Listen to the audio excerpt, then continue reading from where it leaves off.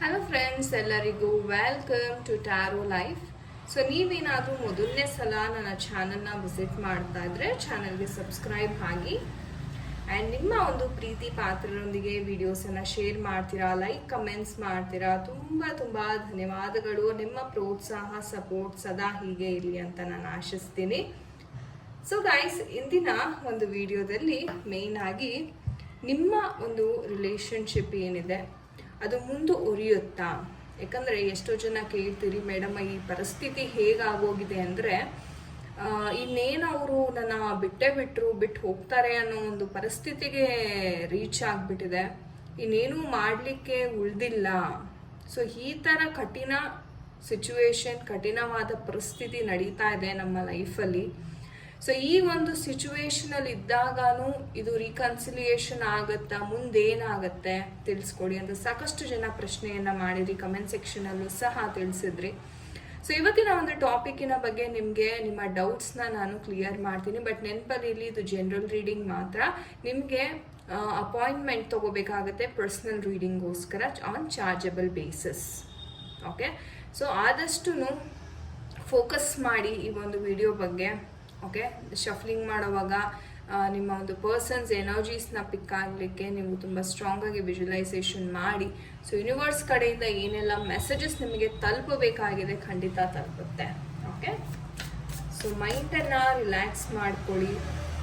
ಯಾವ ಪರ್ಸನ್ಗೋಸ್ಕರ ವಿಡಿಯೋವನ್ನು ನೋಡ್ತಾ ಇದ್ದೀರಾ ಆ ಪರ್ಸನ್ ಕಣ್ಮುಂದೆ ಇರೋ ಥರ ವಿಜುವಲೈಸ್ ಮಾಡ್ಕೊಳ್ಳಿ. ಕಣ್ಣು ಮುಚ್ಕೊಂಡು ವಿಜುವಲೈಸ್ ಮಾಡಿ ನಿಮ್ಮ ಪರ್ಸನ್ ಆ್ಯಂಡ್ ರಿಲೇಶನ್ಶಿಪ್ ಮುಂದುವರಿಯುತ್ತಾ. ಫ್ಯೂಚರಲ್ಲಿ ಯಾವ ಥರ ಇದೆ, ಸೊ ಪ್ರೆಸೆಂಟ್ ಆ್ಯಂಡ್ ಫ್ಯೂಚರ್ ಎನರ್ಜೀಸ್ನ ನಾನು ನೋಡ್ತೀನಿ. So present and future energies, present and future. Okay, all right. Present and future energies ತಿಳಿಸ್ಕೊಡಿ ಯೂನಿವರ್ಸ್. ವೀಕ್ಷಕರು ಯಾರೆಲ್ಲ ನೋಡ್ತಾ ಇದ್ದಾರಾ? Okay, we have got so many cards actually.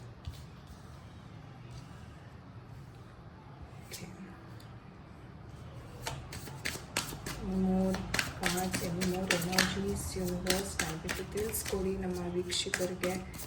ಯಾವ ಒಂದು ಪರಿಸ್ಥಿತಿ ಇದೆ, ಏನಾಗ್ತಾ ಇದೆ.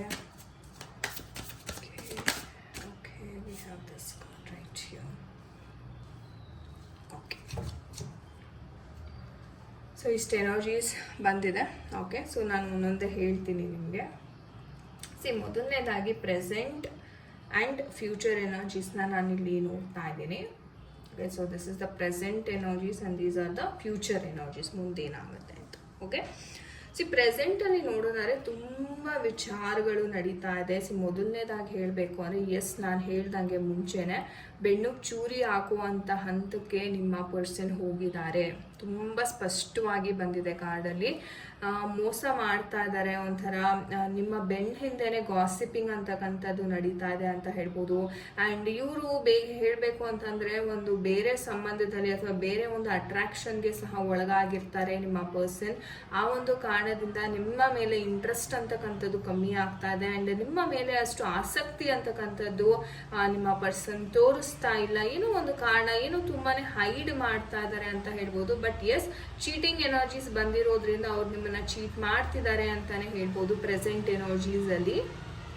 ಓಕೆ, ಆ್ಯಂಡ್ ಇವ್ರಿಗೆ ಹೇಳಬೇಕು ಅಂತಂದರೆ ಪಾಸ್ಟಲ್ಲಿ ನಡೆದಿರ್ತಕ್ಕಂಥ ಘಟನೆಗಳು, ಪಾಸ್ಟ್ ಎಮೋಷನ್ಸ್ ಆಗಿರ್ಬೋದು ಅಥವಾ ಇವರ ಫ್ಯಾಮಿಲಿನಲ್ಲಿ ನಡೆದಿರ್ತಕ್ಕಂಥ ಒಂದು ನೋವಿನ ಘಟನೆ ಏನಿದೆ ಅದರಿಂದ ಸಹ ಇವ್ರಿಗೆ ತುಂಬಾ ಎಫೆಕ್ಟ್ ಆಗ್ತಾ ಇದೆ ಇವರ ಒಂದು ಲೈಫಲ್ಲಿ ಅಂತ ಹೇಳ್ಬೋದು. ಸೊ ಯಾವುದೋ ಒಂದು ಅನ್ರಿಸಾಲ್ವ್ಡ್ ಘಟನೆ ಅಂತಕ್ಕಂಥದ್ದನ್ನು ಕಣ್ಣಾರೆ ನೋಡಿದ್ದಾರೆ. ಆ್ಯಂಡ್ ಆ ಒಂದು ಟ್ರೋಮಾ ಅಂತಕ್ಕಂಥದ್ದು ಇವರ ಲೈಫಲ್ಲಿ ನಾವು ಹೇಳ್ತೀವಿ ಚೈಲ್ಡ್ಹುಡ್ ಟ್ರೋಮಾಸ್ ಅಂತ ನಾವು ಹೇಳ್ತೀವಿ, ಅದು ಇವತ್ತಿನವರೆಗೂ ಇವರ ಲೈಫಲ್ಲಿ ಕಂಟಿನ್ಯೂ ಆಗ್ತಾ ಇದೆ ಅಂತಾನೆ ಹೇಳ್ಬೋದು. ಸೊ ಎಲ್ಲೋ ಒಂದು ಕಡೆ ಆ ಗಾಬರಿ, ಆ ಒಂದು ಆಂಗ್ಸೈಟಿ ಫೀ ಅಂದರೆ ಇವರು ನೆಗೆಟಿವಿಟಿನ ತುಂಬ ಮ್ಯಾನಿಫೆಸ್ಟ್ ಮಾಡ್ತಾ ಇದ್ದಾರೆ ಅಂತಾನೆ ಹೇಳ್ಬೋದು.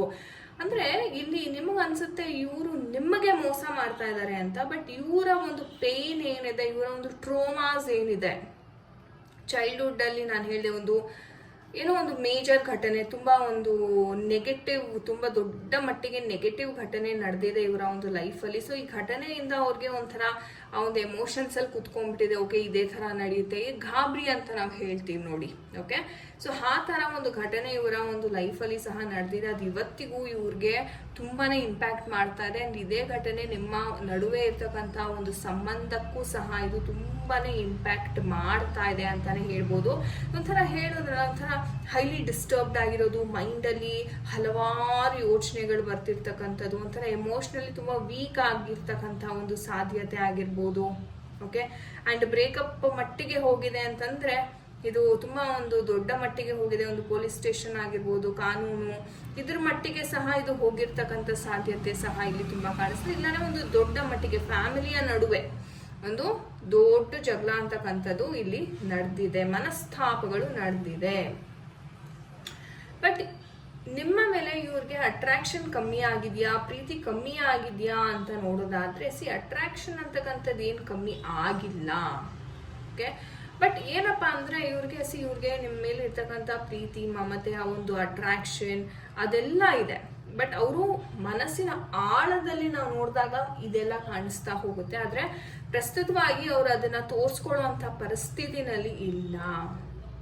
ಒಂದು ಹಣಕಾಸಿನ ವಿಚಾರ, ಓಕೆ, ಅಥವಾ ಏನೋ ಒಂದು ಬಿಸ್ನೆಸ್ ಮಾಡಬೇಕು, ಒಂದು ಪ್ರಾಪರ್ಟಿ ರಿಲೇಟೆಡ್ ಬಿಸ್ನೆಸ್ ಅಲ್ಲಿ ಇರ್ತಾರೆ, ಅಲ್ಲಿ ಲಾಸ್ ಆಗಿರ್ತಕ್ಕಂಥದ್ದು, ಅಥವಾ ಒಂದು ಫಾರ್ಮ್ ರಿಲೇಟೆಡ್ ಬಿಸ್ನೆಸ್, ಅಥವಾ ಒಂದು ಮೇನ್ ಆಗಿ ಒಂದು ಪ್ರಕೃತಿ ಸರಿಲೇಟೆಡ್ ಆಗಿರ್ತಕ್ಕಂಥ ಒಂದು ಬಿಸ್ನೆಸ್ ಮಾಡಲಿಕ್ಕೆ ಹೊರಟಿದ್ದಾರೆ. ಬಟ್ ಸ್ಟಿಲ್ ಎಲ್ಲೋ ಒಂದು ಕಡೆ ಅದು ಲಾಸ್ ಆಗ್ತಾರೆ. ಒಂದು ಫಾರ್ಮ್, ಒಂದು ಡೇರಿ ಇರ್ಬೋದು.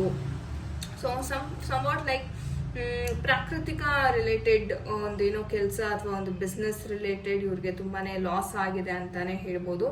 ಬಟ್ ನಿಮ್ಮ ಮೇಲೆ ಇರ್ತಕ್ಕಂಥ ಆ ಒಂದು ಅಟ್ರಾಕ್ಷನ್ ಏನಿದೆ ಅದಿನ್ನೂ ಕಮ್ಮಿ ಆಗಿಲ್ಲ. ಮನಸ್ಸಲ್ಲಿ ಒಂದು ಸ್ವಲ್ಪ ಗೊಂದಲಗಳಿದೆ ಇವ್ರಿಗೆ.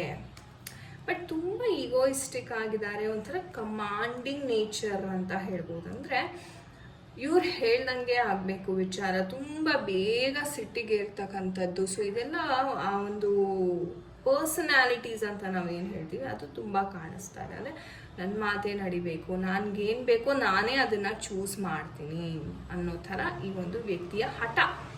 ಮೇಯ್ನಾಗಿ ಹೇಳ್ಬೇಕಂದ್ರೆ ಆ ಒಂದು ಹಠ ಅಂತಕ್ಕಂಥದ್ದು ಜಾಸ್ತಿ. ಬಟ್ ಕರೆಂಟ್ಲಿ ನೋಡಬೇಕು ಅಂದರೆ ಅವ್ರಿಗೆ ಯಾವುದೇ ದಾರಿ ಅಂತಕ್ಕಂಥದ್ದು ಕಾಣಿಸ್ತಾ ಇಲ್ಲ.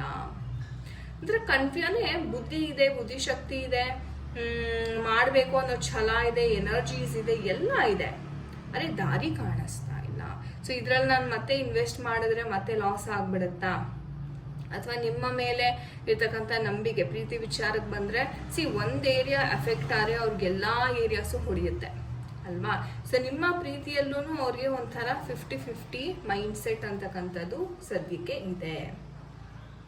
ಸೊ ಫ್ಯೂಚರಲ್ಲಿ ಏನಾಗ್ತಿದೆ ಅಂತ ನೋಡೋದಾದ್ರೆ wheel of fortune and world card ಬಂದಿರೋದ್ರಿಂದ ಅದ್ಭುತ ಎನರ್ಜೀಸ್ನ ನಾವಿಲ್ಲಿ ನೋಡ್ತಾ ಇದ್ದೀವಿ. ಫ್ಯೂಚರ್ ಎನರ್ಜೀಸ್ ಅಂದರೆ ಇವರ ಒಂದು ಕರ್ಮಚಕ್ರ ಅಂತಕ್ಕಂಥದ್ದು ಫ್ಯೂಚರಲ್ಲಿ ಬದಲಾಗ್ತಾ ಇದೆ. ಅಂದರೆ ಇವ್ರು ಏನು ಕಷ್ಟ, ನಷ್ಟ, ನೋವು, ಸಂಬಂಧದಲ್ಲಿ ಮೋಸ ಇದೆಲ್ಲ ಏನು ನೋಡಿದ್ದಾರೆ ಅದಕ್ಕೆ ಒಂದು ತಕ್ಕ ಪ್ರತಿಫಲ ಇವ್ರಿಗೆ ಸಿಗ್ತಾ ಇದೆ. ಅಂದರೆ ಆ ನೋವಿನಿಂದ ಹೊರಗಡೆ ಬರ್ತಾ ಇದ್ದಾರೆ.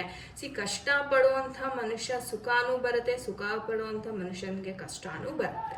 ಸೊ ಅದೇ ಥರ ಈ ಒಂದು ಪರಿಸ್ಥಿತಿ ಸಂದರ್ಭವನ್ನು ಮೀರಿ ಒಂದು ಗುಡ್ ಲಕ್ ಅಂತಕ್ಕಂಥದ್ದು ಅವರ ಲೈಫಲ್ಲಿ ಬರ್ತಾ ಇದೆ. ಅದು ಒಂದು ಹುಡುಗಿಯಿಂದ ಬರ್ತಾ ಇದೆ, ಅಂದರೆ ನಿಮ್ಮಿಂದ ಬರ್ತಾ ಇದೆ ಅಂತ ಹೇಳ್ಬೋದು. ನೀವೇನಾದ್ರು ಫೆಮಿನೈನ್ ಎನರ್ಜೀಸ್ ಆಗಿದ್ದಿದ್ರೆ ಖಂಡಿತವಾಗ್ಲೂ ನಿಮ್ಮ ಕಡೆಯಿಂದ ಒಂದು ಒಳ್ಳೆ ಲಕ್ ಅಂತಕ್ಕಂಥದ್ದು ಬರುತ್ತೆ. But gender doesn't matter. So ನಿಮ್ಮ ಕಡೆಯಿಂದ ಪ್ರೋತ್ಸಾಹ, ಒಂದು ಎಮೋಷನಲ್ ಸಪೋರ್ಟಿಂದ ಸಹ ಇವ್ರಿಗೆ ಮುಂದೆ ಬರೋವಂಥ ಒಂದು ಪ್ರೋತ್ಸಾಹ ಅಂತಕ್ಕಂಥದ್ದು ಸಿಗ್ತಾ ಇದೆ. ಇಷ್ಟು ದಿವಸ ಏನಾಗಿತ್ತು, ಅವ್ರಿಗೆ ಐಡಿಯಾಸ್ ಇತ್ತು, ಬಟ್ ಆಕ್ಷನ್ ತಗೊಳಕ್ಕೆ ಅವಕಾಶಗಳು ಅಂತಕ್ಕಂಥದ್ದು ಅಷ್ಟಾಗಿ ಬರ್ತಿರ್ಲಿಲ್ಲ. ಬಟ್ ಇವಾಗ ನೋಡಿದ್ರೆ ಅವಕಾಶ, ಒಂದು ಲಕ್ ಅಂತಕ್ಕಂಥದ್ದು ಯಾವಾಗ ಇವ್ರಿಗೆ ಸಿಗ್ತಾ ಇದೆ ಅದೇ ರೀತಿ ಇವರ ಗೆಲುವಿನತ್ತ ಇವರು ಸಾಕ್ತಾ ಇದ್ದಾರೆ. ಒಂದು ದೊಡ್ಡ ಎಕ್ಸ್ಪ್ಯಾನ್ಷನ್ ಆಗಿರ್ಬೋದು, ಅಥವಾ ಒಂದು ನೆಕ್ಸ್ಟ್ ಲೆವೆಲ್ ಅಚೀವ್ಮೆಂಟ್ ಮಾಡೋದಕ್ಕೆ ಇವರು ರೆಡಿ ಆಗ್ತಾ ಇದ್ದಾರೆ ಅಂತಾನೆ ಹೇಳ್ಬೋದು. ಆ್ಯಂಡ್ ಎಸ್, ನಿಮ್ಮ ಒಂದು ರಿಲೇಶನ್ಶಿಪ್ ಮುಂದುವರಿಯುತ್ತಾ ಅಂತಾನೆ 100% ಇದು ಮುಂದುವರಿಯುತ್ತೆ ಅಂತಾನೆ ಹೇಳ್ಬೋದು. ಸೊ ನೀವು ನೋಡೋದಾದ್ರೆ ಸೂಕ್ಷ್ಮವಾಗಿ ಎಲ್ಲ ಕಾರ್ನರ್ಸ್ ಅಲ್ಲೂ ಏಂಜಲ್ಸ್ ಇದ್ದಾರೆ ಅಂತ ಹೇಳ್ಬೋದು. ಸೊ ಏಂಜಲಿಕ್ ಬ್ಲೆಸ್ಸಿಂಗ್ಸ್ ಅಂತಕ್ಕಂಥದ್ದು ತುಂಬಾ ಸಿಗ್ತಾ ಇರೋದು, ದೈವದ ಬಲ. ಕರ್ಮಚಕ್ರದ ಜೊತೆಗೆ ದೈವದ ಬಲ ಸಿಗ್ತಾ ಇರೋದ್ರಿಂದ ಇವ್ರಿಗೆ ಒಳ್ಳೆ ಟೈಮ್ ಅಂತಕ್ಕಂಥದ್ದು ಖಂಡಿತವಾಗ್ಲೂ ಬರ್ತಾ ಇದೆ.